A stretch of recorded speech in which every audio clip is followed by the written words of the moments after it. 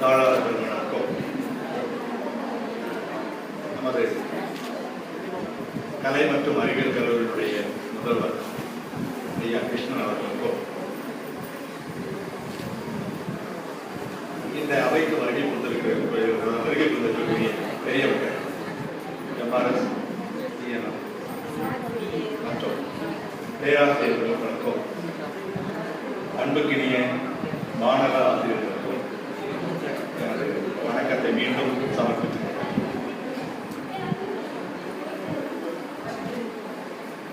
இன்று ஏற்பாடு செய்யப்பட்டிருக்கக்கூடிய இந்த நிகழ்வு வருத்தம் கலந்த மகிழ்ச்சி அளிக்கும். இந்த நிகழ்வு வருத்தத்தோடு கூடிய மகிழ்ச்சியான நிகழ்வு. வருத்தத்துக்கு காரணம் ஓராண்டு காலம் ஒருங்கிணைந்து செயல்பட்ட நாம் அடுத்து வருகின்ற சில தினங்கள்ல பிரியை போகிறோம் என்பது வருத்தம். மகிழ்ச்சி இங்கு வந்து சேர்ந்தது நாம் நல்லதோர் ஆசிரியர் பயிற்சியை பெற்று தகுதியான பட்டதாரி ஆசிரியராக வெளியே செல்கிறோம். வரும்பொழுது வெறும் பட்டதாரியாக வந்தோம்.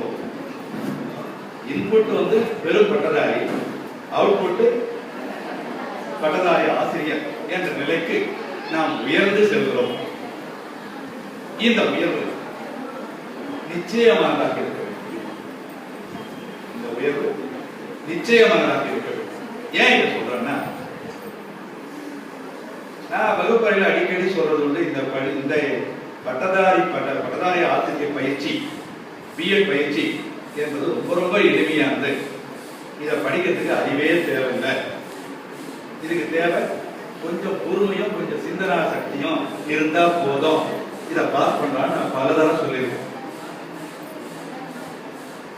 இன்னைக்கு காலையில ஒரு செய்தித்தாள்ல ஒரு செய்தி படிச்சேன். பட்டங்கள் பெறுகிறோம், பட்டங்கள்ல மார்க் ஷீட் பெறுறோம். அந்த மார்க் ஷீட்ல எல்லாமே 95%, 96%, first class, high first class, distinction இப்படி ஏராளமா இருக்கு. ஆனா வேலைக்கு நிற்கும் போது மார்க் குறைச்ச எடுத்தக்குள்ள வேலைக்கு போயிடலாம், மார்க் நிறைய எடுத்தக்குள்ள பின்தள்ள வேண்டிய கட்டாயம் இருக்கு. இன்றைய செய்தித்தாள் செய்தி. இதுக்கு அடிப்படை காரணம் என்ன அப்படின்னா, நமது அடிப்படை திறன்கள், எந்த பணிக்கு செல்கிறோமோ அந்த பணிக்குரிய அடிப்படை திறன்களை நாம் வளர்த்துக் கொண்டோமா? வெறும் பட்ட படிப்பு எழுதணும், பரீட்சை எழுதணும், பாடத்தை படித்தோம், பரீட்சை எழுதணும், மார்க் வந்தது அப்படின்றது முக்கியம் இல்லை. எந்த அளவுக்கு நம்ம திறன்கள் வளர்க்கப்பட்டிருக்கிறது. சாதாரண ஒரு சயின்ஸ் ஸ்டூடெண்ட் இருக்காங்கன்னா நிச்சயமா கன்வர்ஜென்ட் திங்கிங் உள்ளவன் நிச்சயமா சொன்னதுக்கு இதுதான் ஆன்சர் கரெக்டா சொல்லிடுவான், தப்பே இல்லை, கரெக்டாக ஆன்சர் சொல்லுவான். பட் இதுக்கு என்ன செய்யலாம்னு கேட்டா, அது இன்னும் எனக்கு தெரியாது அப்படின்ற செய்தி தான்.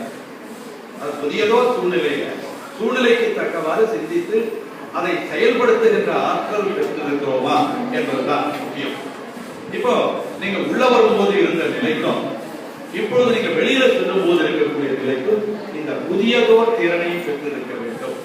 இந்த திறனை பெற்றிருந்தால் நிச்சயமா நீங்க வெற்றி வரப்போற பிஎட் தேர்வுல வெற்றி என்பது சர்வசாதாரணம். ஏன்னா நம்முடைய கல்லூரி சரித்திரத்தை பார்த்தோம்னா எல்லா இடத்துலயுமே எல்லாரும் பாஸ், டிஸ்டிங்ஷன், ஸ்பெஷல் டிஸ்டிங்ஷன். இதுல ஒரு பெரிய விஷயமே இல்லை.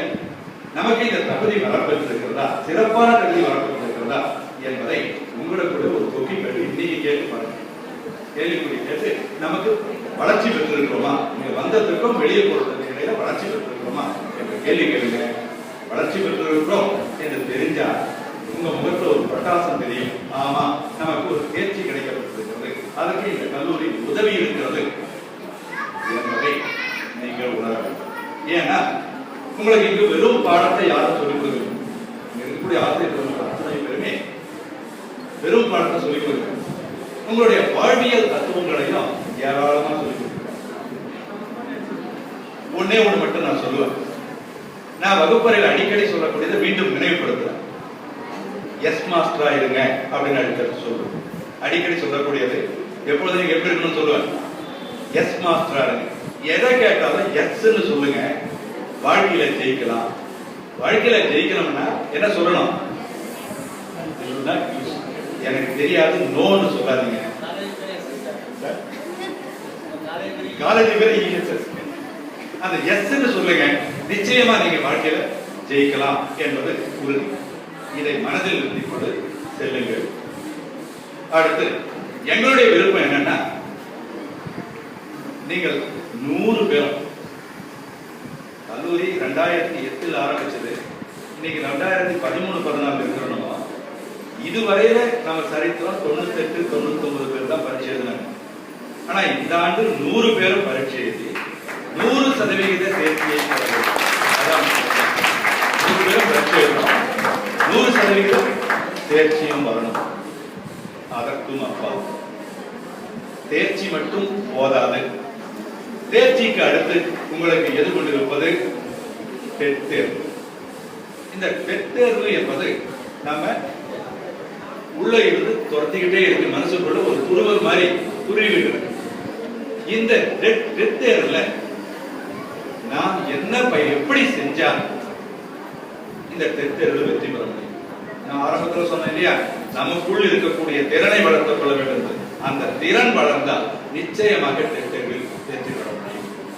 படிச்சதான் எழுதுவேன், எனக்கு தெரிஞ்சதான் எழுதுவேன் அப்படின்னு முடிவாதமா இருந்தாக்கா நிச்சயமா நம்ம வாழ்க்கையில வெற்றி பெற முடியாது. வாழ்க்கையில வெற்றி பெறணும்னா அதையும் தாண்டி நாம் ஒரு சிறப்பாக செயல்பட முயல வேண்டும். அந்த முயற்சி உங்கள் துணை பேருக்கும் கைவர பெற வேண்டும் என எல்லாம் அந்த இறைவனை வேண்டி வாய்ப்புக்கு நன்றி கூறி